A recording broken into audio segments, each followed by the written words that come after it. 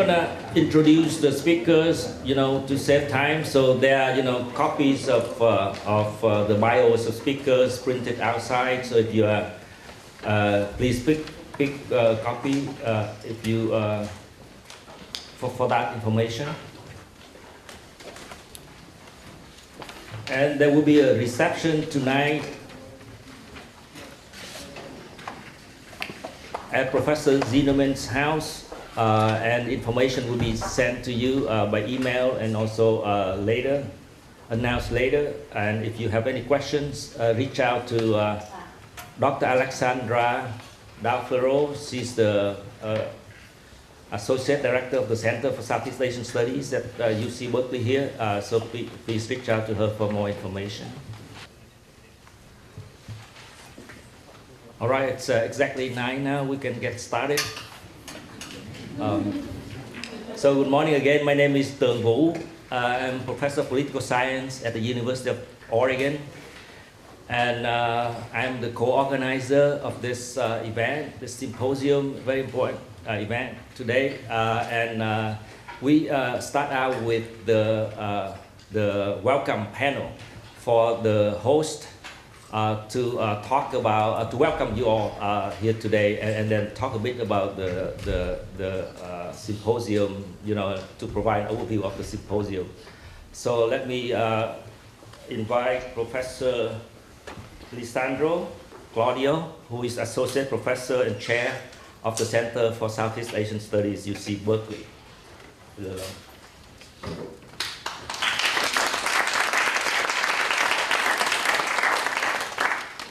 Morning, everyone. Thank you for being here. I just want to ask how many members of the audience are from the community, not academics? Welcome to Berkeley. That's very heartening. So I have the pleasure of welcoming everyone to the symposium. And first and foremost, I want to thank Tuong Vu and the University of Oregon US Vietnam Research Center for being amazing partners. And of course, I want to congratulate Alexandra Del Ferro, Peter Zinnemann, and everyone else, and thank Alexandra Del Ferro, Peter Zinnemann, and everyone else who worked hard to set this conference up. This is a very difficult time for us at the Center for Southeast Asia Studies. It's a very difficult time for the study of the world outside the United States, given the funding situation. And the best thing we can do during these dark times is to lean in on our strengths. And at the Center for Southeast Asia Studies and at Berkeley in general, Vietnam Studies has been one of our strengths. We have a thriving graduate community. We have an amazing language program. We have professors who work on Vietnam, of course. And we have community support. And that's why I asked everyone who's from the community to raise their hands. Thank you for supporting us, and we will be relying on you in the years to come as we try to maintain this program amidst these cuts and amidst challenges, not just to higher education, but area studies in general, but area studies more specifically in the study of Southeast Asia. So thank you very much. Welcome to Berkeley. I hope you have a great symposium.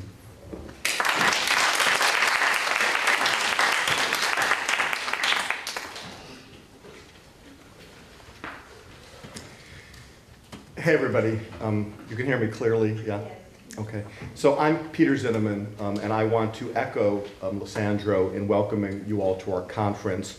We're really pleased to have what I think is an excellent roster of speakers representing a wide array of disciplines: history, political science, sociology, anthropology, security studies, education, ethnic studies.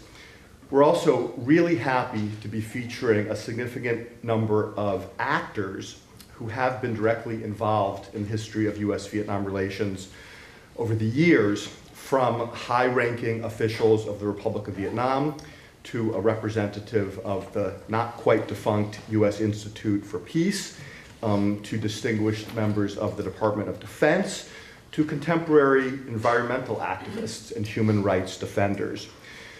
The, I think, quite extraordinary diversity of our roster of speakers reflects, I think, our broad understanding of relations in the phrase US-Vietnam relations.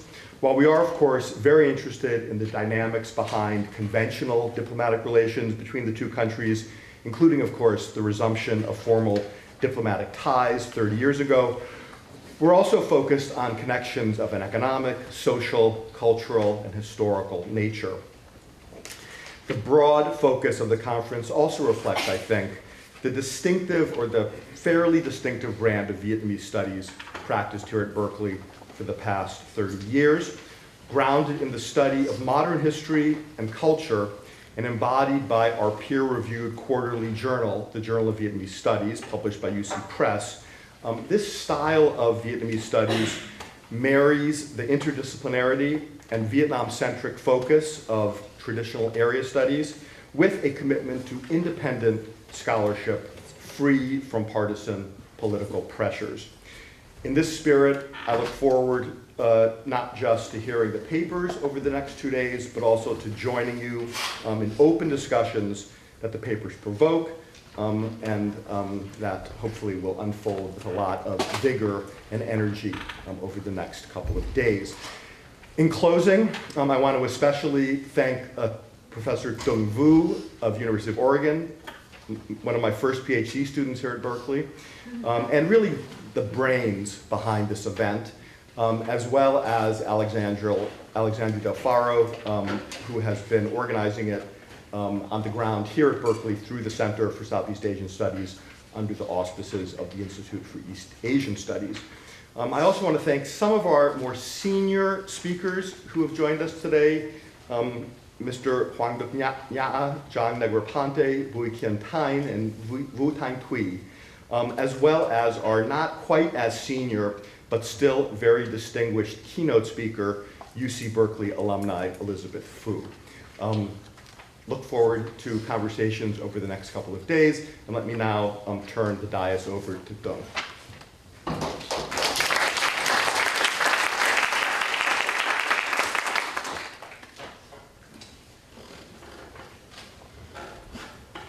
Well, you both finished your speeches in 6 minutes, exactly. Great, so I have 8 minutes left. That's good.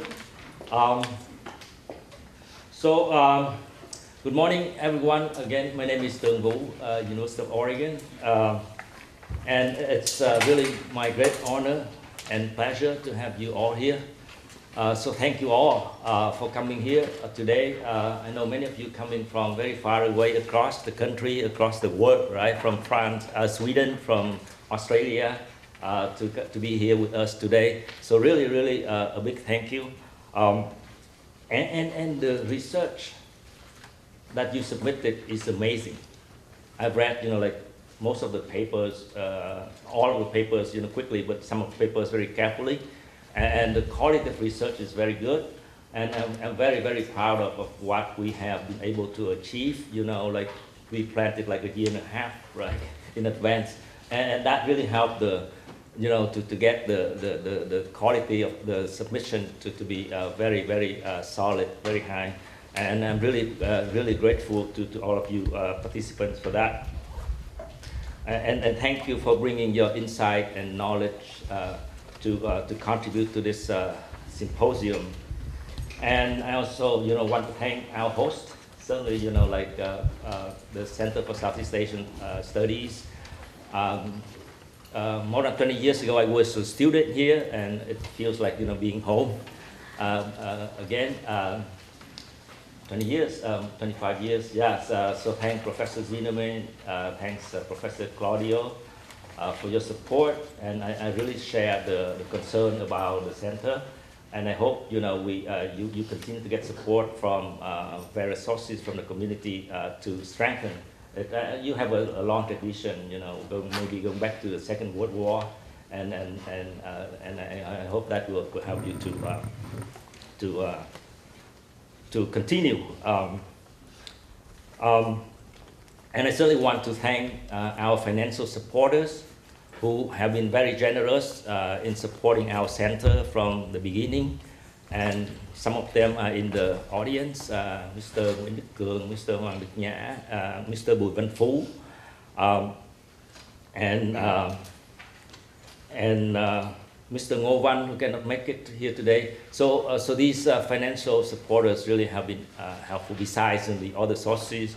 And we also were counting on the U.S. Institute of Peace that were almost able to send the money to us, but then they were disbanded, and so we didn't get the funding. But the USIP has been a staunch supporter of our activities and supported us our last conference in Oregon 2 years ago. Thank you, Andrew, for your support.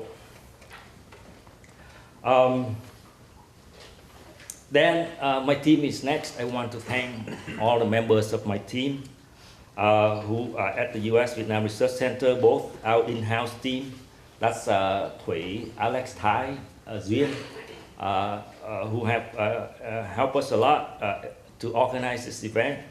And then our collaborators over the last 5-6 years, some of them are here today, like Thanh from Vietnam, right? Hoang also from Vietnam. Vinh, I don't know if Vinh is here yet. Như, Giang, and so on.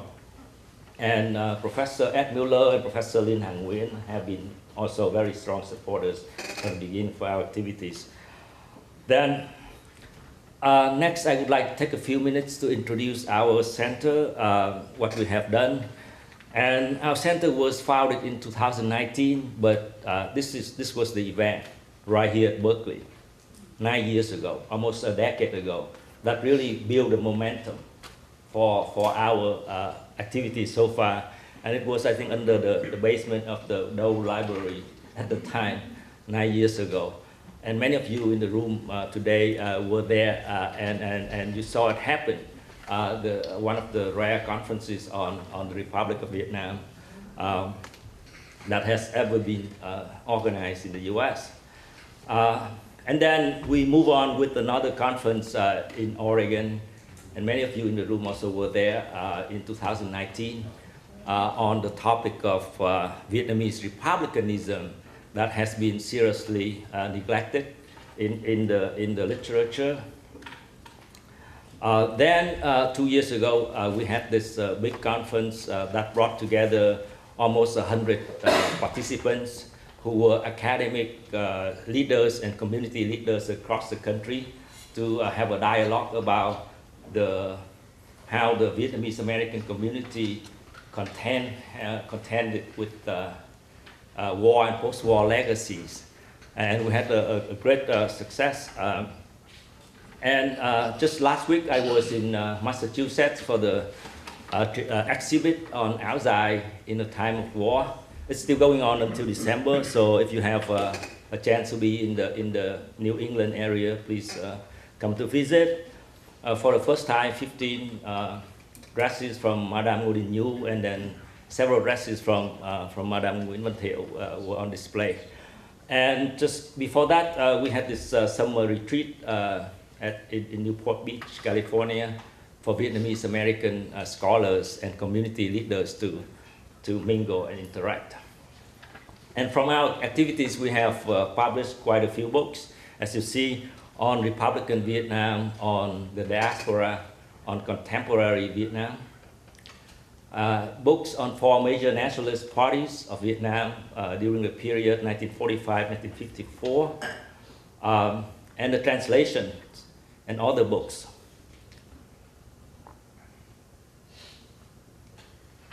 So back to the topic of our conference, we have been doing a lot, but this is a very important occasion to reflect on the past 50 years on this relationship that both countries consider important, right? But then the relationship has never been easy. It has not been a linear process. It has not been a single-dimensional process, as you see from some of the key dates of the relationship. But then we hope to, through this conference, open up new frontiers of research on, U.S.-Vietnam relations, on the Vietnamese American community, and on Vietnam itself as a country. So there are a lot of topics, right, that historians have not had time to, to reach, right? So it's within 50 years, there's a lot of study about the war, but then about the last 50 years, there has not been as much studies, as many studies. So we hope, to have more studies to look at the diplomatic relations between the U.S. and Vietnam, for Vietnamese American studies, from people fleeing the country who are now influencing the changes in their country in Vietnam. And also the government of Vietnam is reaching out to try to influence the community in its own way, right? And then for Vietnamese studies, there's the long process of transforming from a Marxist-Leninist, Stalinist, Maoist revolutionary regime to today, the system that they have today, which is kind of crony capitalist regime with socialist orientations. Why, certainly, we see evidence of Republican values are being revived in the country and challenging the regime. So these are the frontier of research that we hope that this symposium would help to propel, help to encourage younger scholars to younger historians and other scholars to continue to take leadership. That's all I have to say for this welcome address. And without further ado, I would like to go right into panel 1, which, as you see from the program, it's the title of the panel is Looking Backward and Forward, right? So 50 years ago, the war in Vietnam ended. Before that, the U.S. had very close relationship, an alliance, right, with the Republic of Vietnam in South Vietnam, and that relationship ended, right, with the end of the Republic of Vietnam, and from then on, there was a lot of hostilities between the new regime and the U.S. until today, until very recently. So the purpose of the panel is to kind of invite the witnesses and the policymakers and the and those who live at the time to reflect on that past and to draw lessons for today and the future. In the order of presenters, we first have Mr. Bui Kien Thanh, who cannot be here today. He's in his 90s. He's in the 90s, and he was a former advisor to President Ngo Dinh Diem, and someone in the room knew him personally, and he studied at Columbia back in the 50s, where he met Diem when he was not yet prime minister. Then he played a big role in the government. But that's in the bio, if you read the bio collection that we shared earlier. But now he's living in Vietnam, and in the 80s and 90s, he was an informal advisor to the Vietnamese government to help Vietnam reestablish relationship with the US. We tried to have him zoom in, but for some reasons he was traveling and he could not. But we already pre-recorded his speech, so we're now playing that speech for you, and then hopefully he can come back later for the Q&A, but I'm not sure. But then we have Ambassador John Negroponte from Washington DC also zooming in, Mr. Hoang and Mrs. Vũ Thanh Thủy. So let me start with I gave these 6 questions to the presenters, asking them to, formulate their responses as a way to help the panel focus. And they respond to these questions. They chose the questions to respond, right? They didn't have to respond to all of them, but these are kind of the questions that we want them to address if they can. So let's switch to the.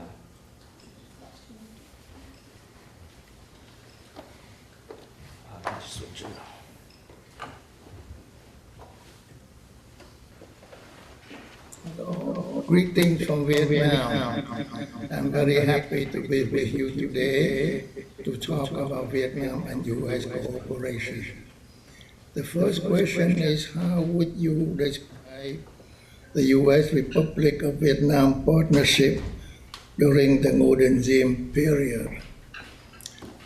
American support to Vietnam began with Ngo Dinh Diem, not at the beginning of the regime, but only after Ngo Dinh Diem has succeeded to really organize Vietnam into a real force.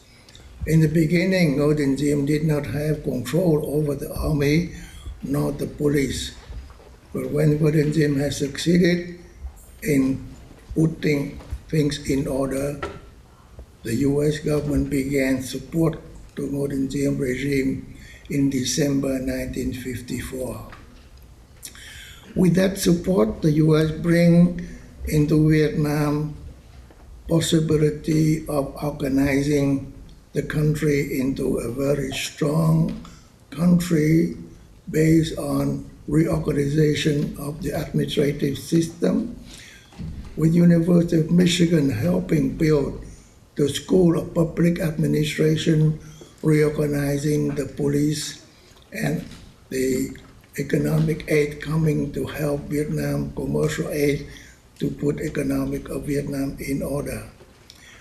But that actually was based on American policy of containment of Communist China towards Southeast Asia. And that policy of containment has led Vietnam into a worldwide struggle with the communist movement, and that led to other problems for Vietnam, facing the whole communist world, and with the US government committing into military support to Vietnam. With massive military support to Vietnam, Vietnam began to lose control of its destiny and become completely dependent on the United States support. That also led to the demise of Ngo Dinh Diem, because Ngo Dinh Diem did not support American troops coming to Vietnam. But the Americans are really determined to fight the communists with US Army troops, and decided to overthrow the Ngo Dinh Diem regime in order to implement American policy in fighting communists in Vietnam. And that actually destroyed Vietnam, destroyed the Ngo Dinh Diem regime completely.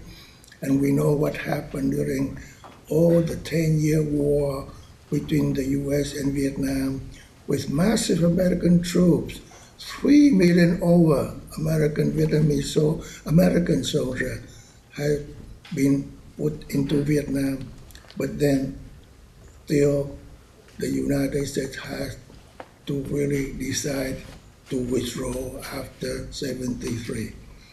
The implication is extremely painful for Vietnam since 1975. And we will talk about that in a later discussion. The second question was, what are the major strengths and weaknesses of the partnership? The major strength is American support to Vietnam to build a regime that is based on democracy and the principle of democracy. But that did not last because of the war situation, because the internal problem of Vietnam. Vietnam has never become really a democratic society under President Diem. But more important is the destruction of Vietnam during that period, where Vietnam loses its integrity, loses its control of the country's direction. And after the death of President Diem, the military take over, and we know what happened during the war. Next question. How do you think that past relationship continue to affect US-Vietnam today? After 10 years of warfare, the US decided to withdraw and leave Vietnam on its own destiny with what has been the remnant of American intervention in Vietnam. The Vietnam government during that period from the downfall of Ngo Dinh Diem until 75 has been just an army in support of government of U.S. policy. And that has failed completely. And finally, the North Vietnamese army would come to invade the whole country and take over the country from 75. How does that affect American-Vietnamese relationship? Well, the American government wanted to help Vietnam after the war, but the Vietnamese leadership had refused that extension of American hands and decided to enter into a system of Bolshevik economic policy that destroyed Vietnam completely. And beginning from 1980, the leadership recognized the fault of the system and began seeking relationship with the U.S. That is the beginning of an effort to normalize relationship with the U.S. and also to normalize economic relation with the world. And that part of from that on, American policy and Vietnam has come together to build a new Vietnam of today. Thank you. Next question. What are the decisive factors for healthy and productive relationship between the U.S. and Vietnam today?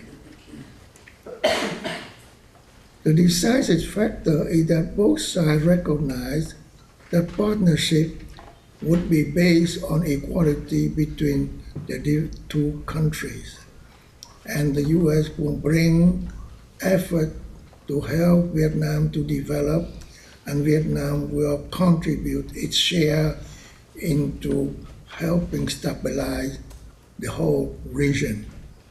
And that has come to recently to what is called the Comprehensive Strategic Cooperation Agreement, whereby the U.S. and Vietnam will cooperate to develop not only Vietnam, but the whole region, what is called the Indo-Pacific Economic Area, comprising from Japan, Korea, China, the Asian country, Malaysia, Bangladesh, Pakistan, India, comprising more than half of the world population and half of the world GDP, with Vietnam as the center of that region.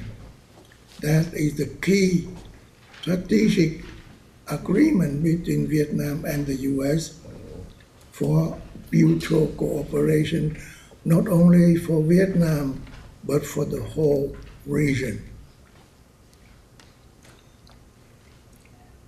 What is your advice for Vietnamese and American leaders today? Vietnam today is no longer a country of 100 million people comprising of 300,000 square kilometers of land. But Vietnam is a country covering also 3 million square kilometers of continental shelf, and actually the largest continental shelf on the whole Pacific area. And Vietnam today is the center of the Indo-Pacific economic region, will have to be the leader of the cooperation among the 10 participating countries in this region. And Vietnam today is friendly with all countries around the world. Vietnam today is a friend-shoring nation welcoming investment around the world, east or west. So the key party here is for Vietnam to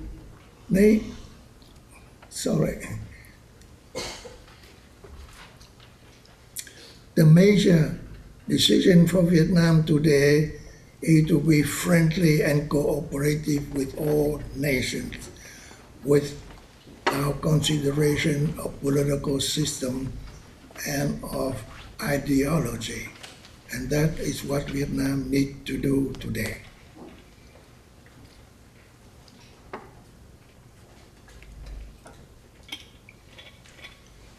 Next question, what do you think about the role of the Vietnamese diaspora in the relationship and how they can contribute into the relationship?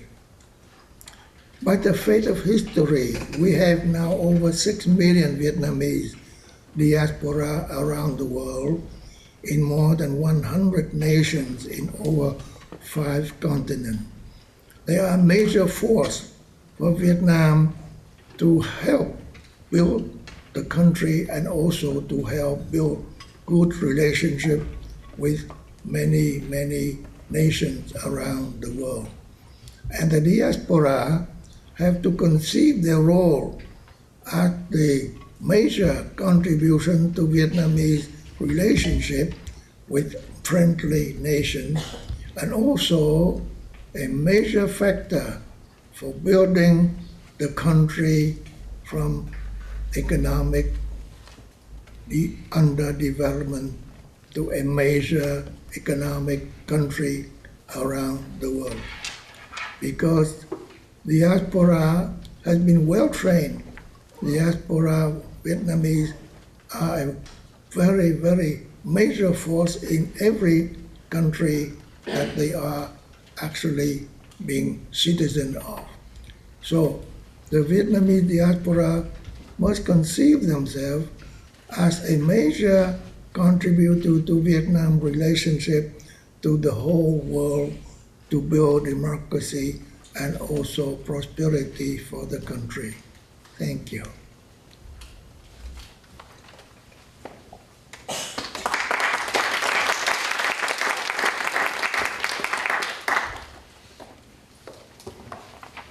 That's a pre-recorded video about a week ago, and we are very grateful to Mr. Bui Kien Thanh for allowing us to do this, accepting to participate in the symposium.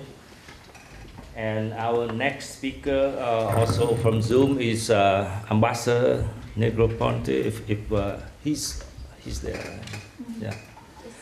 Could you please turn on your camera and unmute yourself, the ambassador, ông đại sứ. He speaks Vietnamese actually. He was stationed in Vietnam back in the 60s, 70s. Please turn on your camera. Okay, good. All right. Right. Can you hear me? Oh, yes. Can you hear me? Yes. Good. All right. Well, thank you. First of all, I greatly appreciate being invited to participate in this conference, and I think it's always important to keep going back and looking at what happened with a fresh look every now and then as we gain perspective over the years. I wanted perhaps to contribute a few thoughts to the question of what happened in the peace talks, because things, I believe, could have turned out differently had we handled the negotiations back in 1972 and 73 in a different way. I don't think it was foreordained that South Vietnam would fall into North Vietnam's hands, and I think we could have had a brighter future for Vietnam sooner if we had only done some things differently. And I guess in summary, what I would say is that the peace talks began between Hanoi and Washington back in 1968 during the time of Lyndon Johnson. And not much progress was made during that time. In fact, we had a brief bombing halt of North Vietnam at the end of '68, just before our elections, our presidential elections in November '68.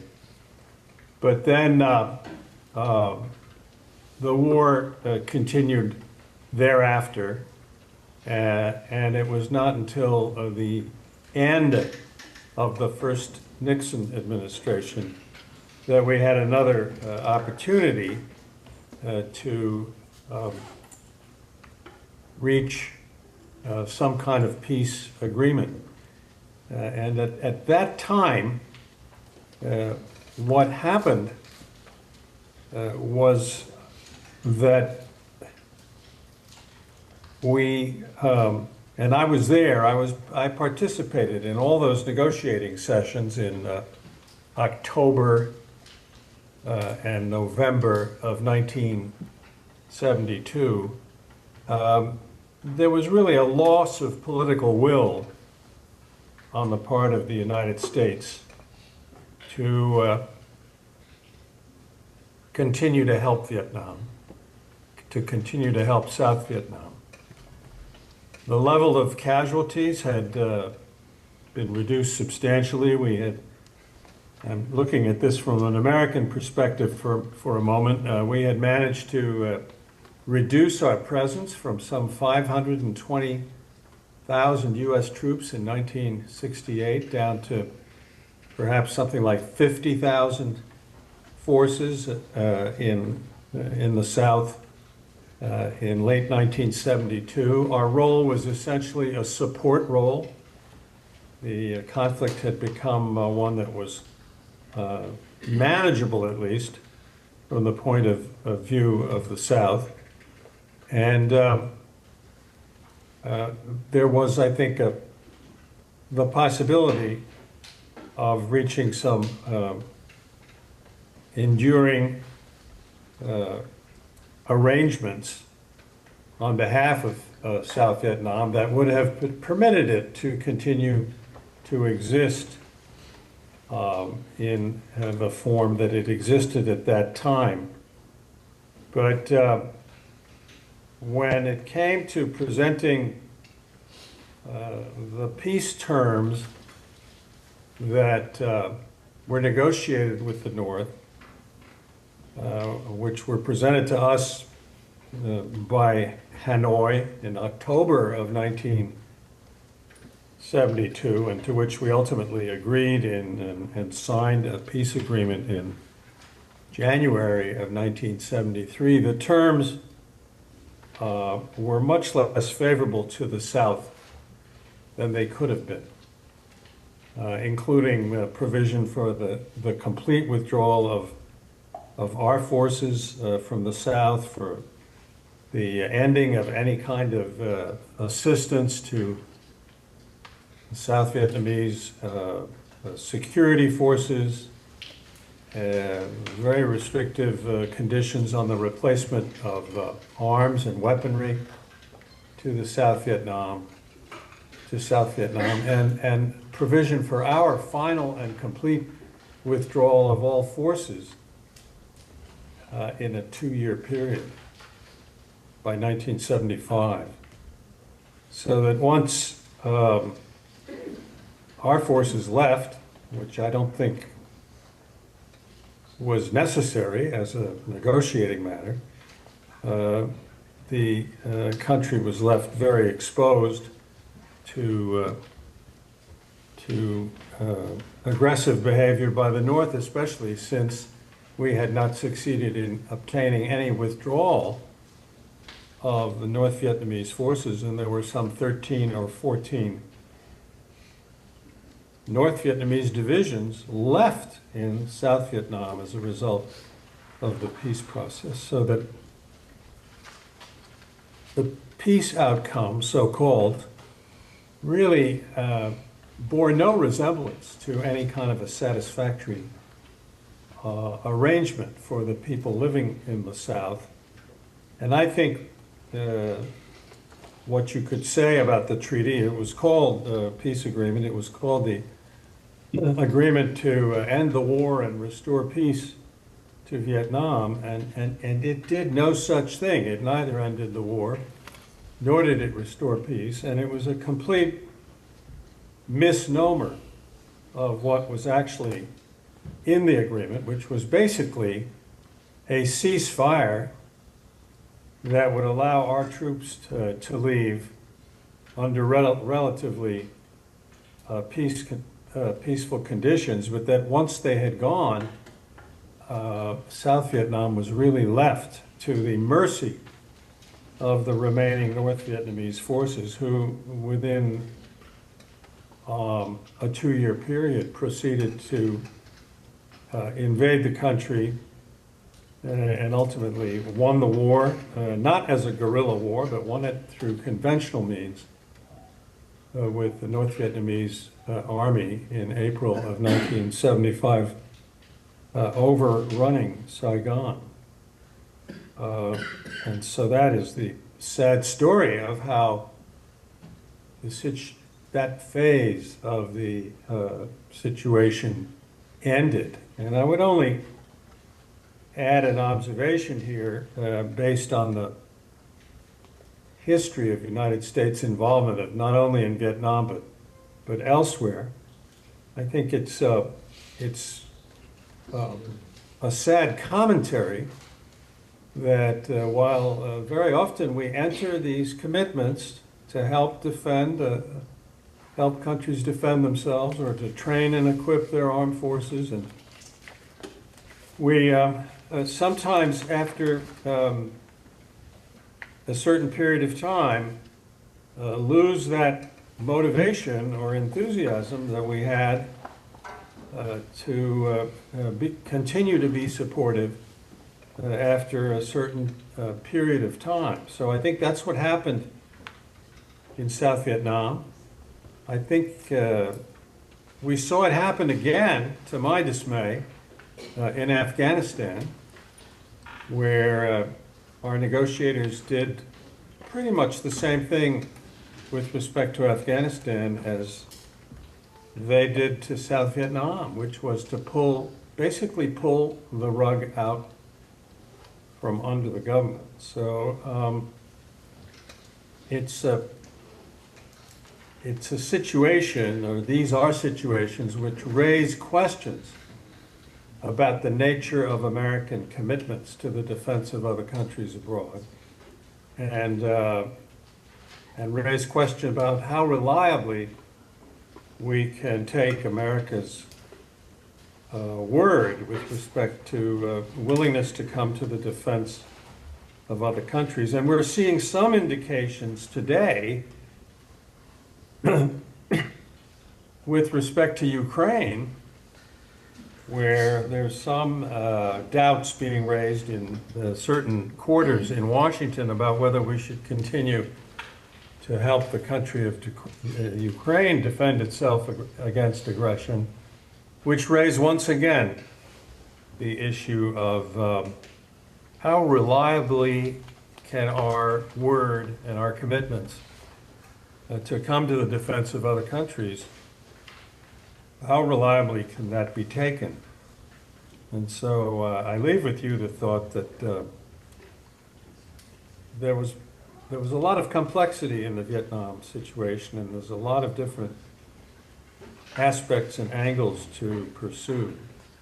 But one of them certainly is the issue of America's commitment to follow through with the support that it offers to friendly countries. And I fear that in the case of South Vietnam, we disappointed our own friends, of course, and we disappointed many of the Americans, like myself and others, many, of course, millions of American soldiers who had risked their lives for the defense of South Vietnam and ended up seeing and experiencing this very, very tragic and disappointing result. So that's what I'd like to contribute to the discussion this morning.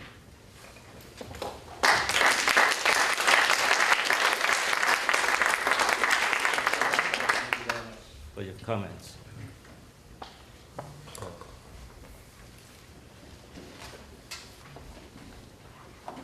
The next speaker is Mr. Hoang Could you please come to the stage?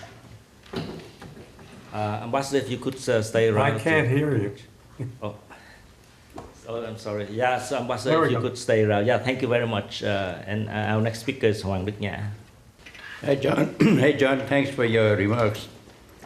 I guess Ambassador Negroponte and I went back a long, long time. You as students of history of Vietnam. Indeed, it's a pleasure to be back here in Berkeley after 9 years. I guess the whole look, if you will, scholarship on South Vietnam, Republic of Vietnam, dated from the very first symposium at Cornell University, organized by Professor Taylor. But at that time, Professor Taylor gave what he called this Voices from South Vietnam. Those of us who participated in the defense of our country, dealing with an aggressor from the north and an ally from Washington. And then, happily, that very first symposium did not die, thanks to Professor Zinnemann and Professor Bouton back in October of 2016. And 9 years, I'm so happy that the movement you guys have started had not petered out, but really blossomed into this type of symposium. So, as a participant in the affairs of the Republic of Vietnam, especially in the Second Republic, I would like to offer you my, if you will, reflections of what had happened and offer some thoughts about the path forward. Look at U.S.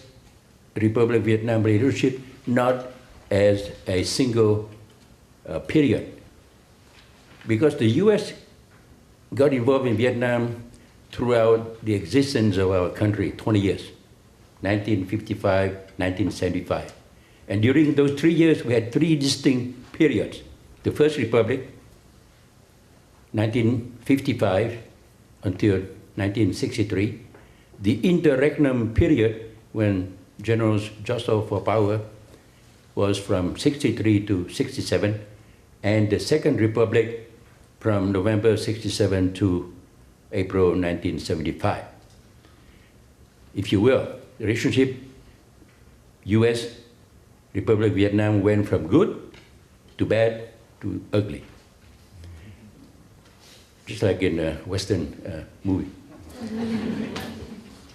So I'm here as a ringside participant, you know, in the Second Republic to offer you how we dealt with our ally. And John had mentioned his own, views. He participated in that critical period, but I participated ever since the very first time when the U.S. was trying to get South Vietnam, Republic of Vietnam, into the negotiations without an agenda, clear agenda. I was the one who, I guess, the temerity of youth, had asked Ambassador Bunker, say, what the hell are we going to talk about? He was shocked, that's not a diplomatic language. I said, I'm sorry, you guys had educated me to be frank and direct, all right? What are we going to talk about? I don't want to go to Paris and enjoy a cup of coffee on Champs-Élysées or Quartier Latin. No, how are we going to sit? So that particular episode to show you that the relationship between the U.S. and South Vietnam through, I like to look at the U.S.-Vietnamese South Vietnam partnership along the lines of, okay, what was the character of that partnership?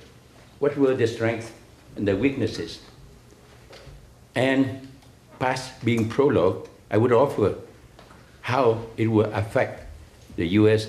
and Vietnam relationship today, and I conclude with my own personal thoughts, which I hold dear, is the role of the Vietnamese diaspora in helping, enabling a better relationship between the two countries for the benefits, of American taxpayers as well as the Vietnamese people who try to get a better life. The partnership, as I say, going from the good, the bad to ugly, started very well. But then through time, it kind of morphed into an ambivalence, whereby the US is a big guy, just, hey, let me take care of it, let me do this. From Americanizing the war, we know how to fight the war, even though the US had not fought, a guerrilla war before. So that kind of a big country, small country, was not very beneficial. If you were the common denominator between US and South Vietnam at that time was the shared view of, stopping the communist wave. President Eisenhower, as soon as the armistice in Korea was signed, knew, at that time, that the US wanted to stem the tide of the communists. And that's when the US went in big time in South Vietnam. And that partnership was also had its highs and its lows. The highest was when President Eisenhower tried to build President Ngo Dinh Diem into the miracle man of Asia, throwing all kind of support, and a few years later kind of having doubt about not only how the South Vietnamese government was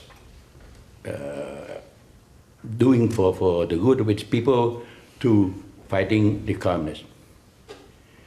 And then later, President Nixon and President Thieu, who knew before he became president that US would withdraw and that South Vietnam would need to be ready to take on the mantle of fighting the communists, but with massive US aid, because the French did not leave South Vietnam with very much, okay? Even though they tried to hang on after the Geneva 1954 Accords for almost 2 more years in South Vietnam, after having left North Vietnam in 6 months. The legacy from the French was not a good legacy for us, nor did the French prepare South Vietnam to be in a country that wanted to adhere to republicanism and democracy, rule of law. So, US-Vietnam is a tactical and politics driven, especially through our various US administrations. For South Vietnam, it was an existential nature. We had to survive, we had to build a nation. We wanted to be in the ranks of a nation, not in the pariah of the world, but a nation that strives to be one day in the first world. And as I say, a period of closeness and tension, but throughout it all, I have to say that we, the South Vietnamese, conducted ourselves with dignity, okay, knowing our responsibility. It's just that we didn't have the tools to finish the job. So talking about strengths, the US under President Eisenhower gave us massive aid, tried to help us, from our infrastructure, roads, bridges, our building our capacity in running the country, training our citizens, foreign students. I am one of the lucky recipients of a scholarship program to be sent to the US to be one day a good cadre for the government. So, an example of how the U.S. at that time was trying to have very noble and very, very good. However, the political winds, kind of blew a lot of that away, and the nature of politics in Vietnam under the First Republic went from good to bad, resulting in the end of the First Republic, and then that interregnum period, and thanks to the will of our people, we came up with the Second Republic with a wonderful constitution, which throughout the Second Republic we never did stop it or never did violate it. So that is another example of how South Vietnam wanted to be in the ranks of developed nations, not pariah or banana republic, just run by fiat and decrees and nepotism.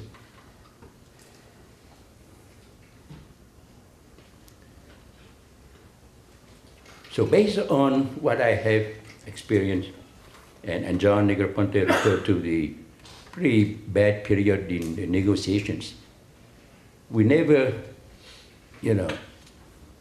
let these little, if you were, I guess in American we use Donnybrooks, but sometimes they could be real ugly Donnybrooks with not so diplomatic words thrown at each other in speaking and writing. But I think, a good relationship is, the key thing is that there's a mistrust already. The big guy with the small guy. And then after 1975, that 20-year period before President Clinton signed the Normalization Treaty. So that 20 years of mistrust was, not very beneficial. So I guess the US didn't want to look back in a peace that had been constructed and then shoved down the throats of the South Vietnamese, and then abandoned them at the end, in spite of all the promises, so on and so forth. So the Vietnamese government now, I think, look at that period with also some mistrust. Whether we had all the nice words from President Clinton to President Bush to President Obama to President Biden and now to President Trump. Whether the US will look at Vietnam as another strategic partner in the context of geopolitics in the area, meaning balancing and then try to, have a more peaceful coexistence of all the nations in East Asia, Southeast Asia, Indo-Pacific, with the big bully China. So, the two countries agree with that, but how will be executed? And this is where the mistrust and the experience in the past is something that the government in Hanoi should be cognizant of, because I think the US presidents, depending on local politics, will treat the relationship more or less as on a transactional basis, rather in the long term in a continuum. Things move fast. So in the corporate world, we look at, yearly results or even quarterly results. And this is how we Americans think. When I came here, I had to learn the hard way. Here, I have a dream, for my country. Now, hey, what are the numbers for next month? You in the corporate world. So I think that particular attitude is reflected now in the current administration, transactional, and use the tariff and the trade, to get some advantage. And that's one thing that I think will shape the relationship between the two countries going forward. In all of that, I don't say mistrust, but kind of ambivalence, strategic ambiguity, if you will, on trade, human rights. The diaspora, Vietnamese diaspora in the US has a big role to play. I think in this, I'm very happy with young Vietnamese like Alex, who, we share many views, and I spent the last 12 years after retirement doing community events, talking to a conference like this, just because I want to see how we, having a good life in the US, we, the diaspora, can help make the life of our countrymen better. In my view, the key factors for a good US-Vietnam relationship rely on a few factors. We, Vietnam, the US have the big China guy, it's regional, if you will, aggressiveness in foreign policy every day, coming right to our doorstep. But there's a growing trade between the US and Vietnam, so much so that the Vietnamese are worried because the tariff, the trade imbalance is not so good. All of that, at least we have educational and student exchange. That is the foundation for the future, okay? I mean, we cannot run a country based on, I'm in power, I want to do this. You have to think long-term for our people. And I think you, scholars from our country or from the diaspora, you have a important role to play, okay? State the fact, this is how advanced countries, this is how countries that had developed, look at Korea, for example. They grew leaps and bounds, and we could have been Korea, okay? So, I have not been back to Vietnam since '75, so I'm not an expert in how the Vietnamese government run, but as a student of history, my country history, the US history, which I read and studied even in high school when I graduated in 1959 and have studied ever since. We need to have a kind of we need to continue to see how the Vietnamese government can implement the reforms for better governance, transparency,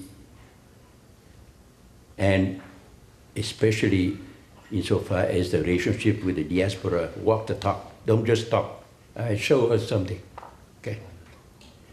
And to our elected people, I think we need to balance the relationship on the military, security, and trade with Vietnam to get Vietnam to have better policies on governance, anti-corruption, especially human rights, and kind of benefit from the tremendous assets in the diaspora, the 2.3 million in the US and the around 4 million in the rest of the world. That is a powerful, well-educated, good funds, but the love of their country still beating in their hearts. I have talked to a lot of Vietnamese state legislators. I'm very happy to talk to them. Even the state of Oregon with Professor Vu Tuong, we have 5 state legislators. That's pretty good. And of course, California is big. And I've spoken with a young state legislator from Georgia, and of course the new congressperson from Orange County. Okay. I say, I don't mind, that people say that, hey, I'm here because I believe in this political party or that political party. That's your right.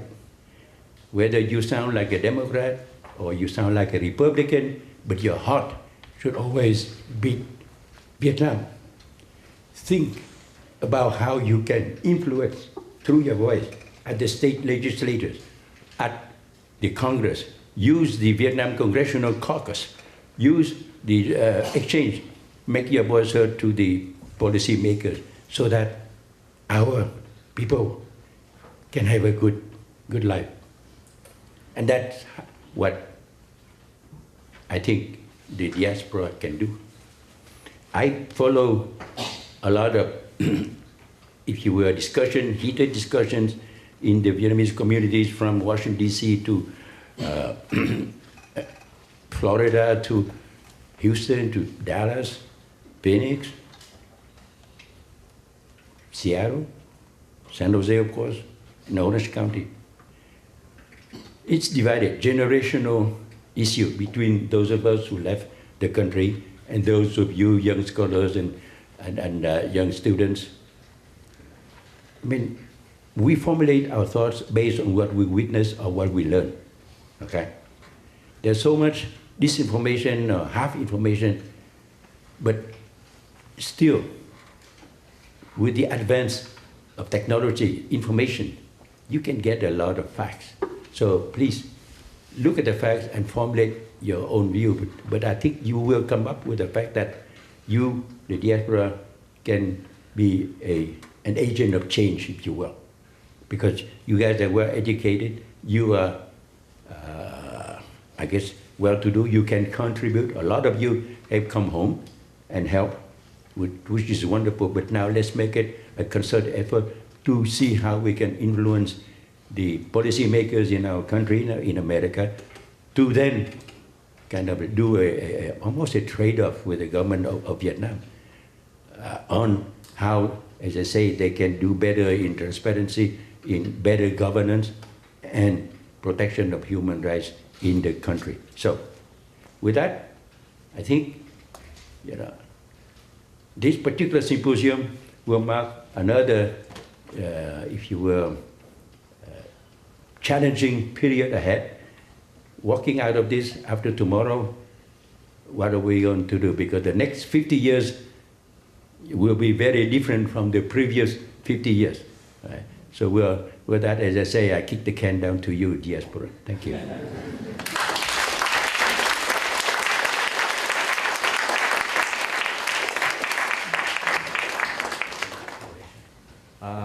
Mrs. Vũ Thanh Thủy, could you please come up to the stage? Thank you, Mr. Nhã. That was really, really a good speech. And I hope we can pick up the can. But yeah, maybe for others. Yeah, younger people, maybe. Good morning. Thank you for having me here today. I'm very grateful to my co-panelists, Mr. Bui Kien Thanh, Ambassador John, Negroponte, and Mr. Nguyen Nhã for answering all the questions raised, so I could just share my thoughts on the past and the present in hope to shape the future. When I was asked to participate in this conversation about the US and Vietnam relationship before and after 1975, I was very reluctant. Would whatever I have to say make any difference in this seemed to be a done deal policy between the two governments? Would my presence here today at this reconciliation dialogue make my diaspora community feel that I forgave and forgot what the communist regime has done to me, to my family, and the millions of my South Vietnamese fellow men? I was reluctant to come, but then I remember my colleague and friends, war correspondents, Vietnamese and Americans, French and Canadian, who died at the front lines, trying to report the truthful news to share with the world. I remember hundreds, thousands of Vietnamese boat people perished at sea, fleeing communist regime, seeking freedom, the freedom to live with basic human rights. 50 years have passed, but why can I not forget? Because some of us, myself included, survived while many did not. Because it's a duty to speak up for the ones who no longer had a voice. I remember my vow to share the truth as a journalist, as a South Vietnamese, about what happened in my country under the communist regime who mistreated us 50 years ago and now still suppress anyone speaking the truth about communism. I do not recount this for sympathy or out of bitterness, but for context. because reconciliation, if it is to be meaningful and effective, must begin with truth. Because history is not merely a record of events, it is a mirror of choices, ideologies, and consequences. And when we speak of the US-Vietnam relations and the reconciliation between overseas Vietnamese and the current government of Vietnam, we must begin not with sentiment, but with historical clarity. In 1975, the fall of Saigon marked not only the end of the world, but the beginning of profound ruptures in Vietnamese society. Families were divided, mine included, institutions dismantled, freedoms extinguished.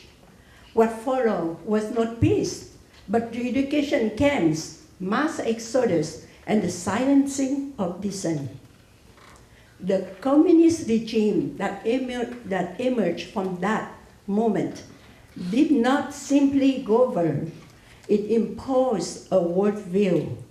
It redefined patriotism as obedience and dissent as betrayal. It rewrote the history to serve a power, not truth, and it demanded that we, the diaspora, forget. Today, we are asked to reconnect, to reconcile, to return. But reconciliation cannot be built on selective memory. It cannot ignore the suffering of those who fled, nor the continued repression of those who remain. The Vietnamese government has yet to recognize the full scope of its action, let alone offer restitutions or genuine reforms. Therefore, I am skeptical of the Vietnam government call for reconciliation with the diaspora. Skepticism in this context is the refusal to accept a narrative that erases pain in the name of unity. It is the insistence that reconciliation must be earned, not declared. I do not oppose dialogue. I oppose the erasure of history in the name of diplomacy. I oppose the idea that we must set aside principle for the sake of appearances. Reconnection must be rooted in moral clarity, not political convenience. Dialogue must be honest. It must confront the ideological foundations of the regime, foundations that remain intact. The apparatus of control, the intolerance of pluralism, the suppression of civil society, these are not relics of the past. They are current realities in Vietnam. To reconcile is to rebuild trust, but trust requires truth. And truth, to me, is that memory is not negotiable. We must face all the historical facts. History cannot be altered, and any future worth building must begin with moral clarity. Reconciliation must be more than an appearance. Therefore, we cannot move forward until we have first looked backward and confronted the full measure and consequences of our past. For that, I would like to close with a few words to the younger generations. You inherit not only our language and culture, but also our unfinished questions. Ask them, pursue them, and do not be afraid to demand truthful answers. Your role is not to forget, but to remember the past of your grandparents, of your parents' generations, and in remembering, we help shape a future that honors the dignity of all Vietnamese, those who stayed, those who fled, and those still waiting to be heard. Thank you.